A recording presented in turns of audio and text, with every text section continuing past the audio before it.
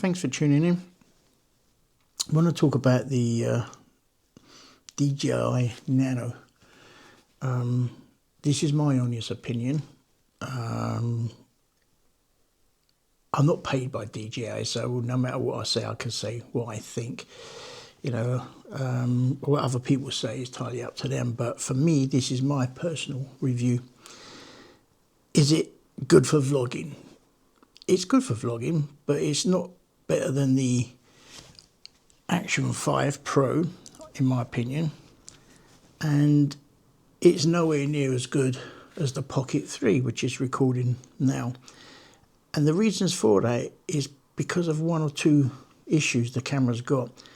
But it doesn't mean that DJI won't fix these, because they're pretty good at fixing things, I must admit. This is why I came from GoPro to DJI, because DJI listens and they always put things right. But for vlogging, in my eyes, no. But for wildlife, yes. It's very good for wildlife, and people know me as a wildlife photographer, and I do a lot of things with different cameras. But the issues that the Nano's got is once you connect a microphone and then you take the top off, you then lose the screen. You cannot see the screen anymore because the mic actually interferes somehow. I don't know how, but you don't get no relay coming back on the screen, so you don't know what you're filming because you can't see it. So more or less it's a guesswork when you've got the mic on. Unless you attach it to this and then use the two together, then you can see it, it works.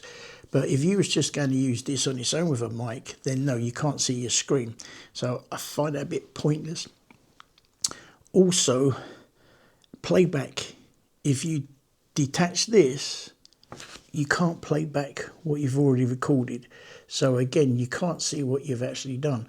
But I'm sure DJI will actually put these right. But I'm going to show you what I use these for.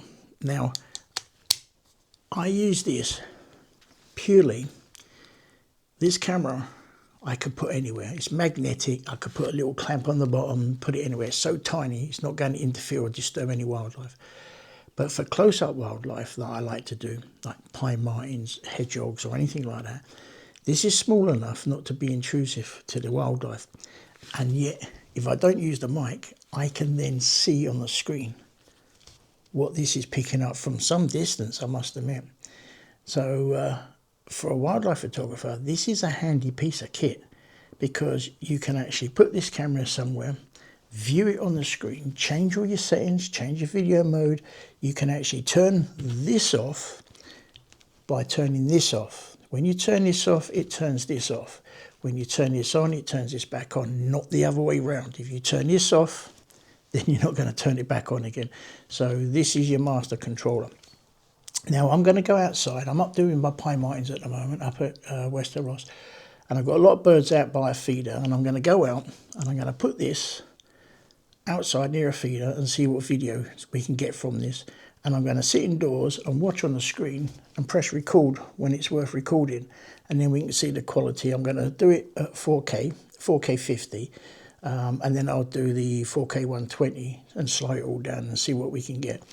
But my primal goal for this is for really shy animals. But let's get outside, set this up, and we can sit indoors, and then we can see what videos we can get from this. Right, I hope you can see this. So I'm going to put the nuts here, just along here like this, and then hopefully the birds will come down. So I've got the Nano here, and I'm going to put the Nano, you can see it's on. I'm going to take the Nano off,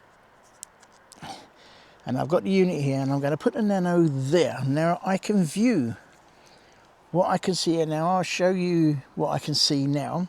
Is the nuts and here's the birds. The birds are going to come along. I'm going to put this a little bit closer because the focusing distance on the Nano is very close. So I'll put the nuts here like this, even closer actually, put them all together so we can get some nice shots like that. So I'll put that like this here, so the birds should come down, peck, peck, peck, and that's it.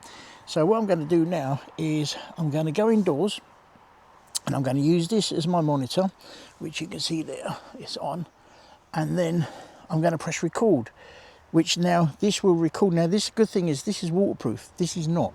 So this is a great way for wildlife here. It's just as a viewing camera and a recording device, and I could change all the settings on this docking station bit here to suit what I want to do, for slow motion, ordinary, stills, videos, or whatever. So let's go inside and then we see what we can get on this one here. Right, I'm indoors now, and the Nano camera is outside in the rain. I've got the monitor here, which I can see exactly what the Nano is doing, and even from indoors it presses record, it's fine. Now I can turn this off to save battery, so if I hold this down long enough, this will turn off and it will save batteries, and then I could just turn it back on again if I hold it down. And then to record, I just press record. I don't know if you can see that. That's recording. So I'm getting recording there, but there's nothing there at the moment, so I'm going to wait for some birds to come. Stop recording. And that's it. So for wildlife, it's a great piece of kit. It really is. So let's see what happens when some birds come and see what we can get. And I'll come back and show you some videos.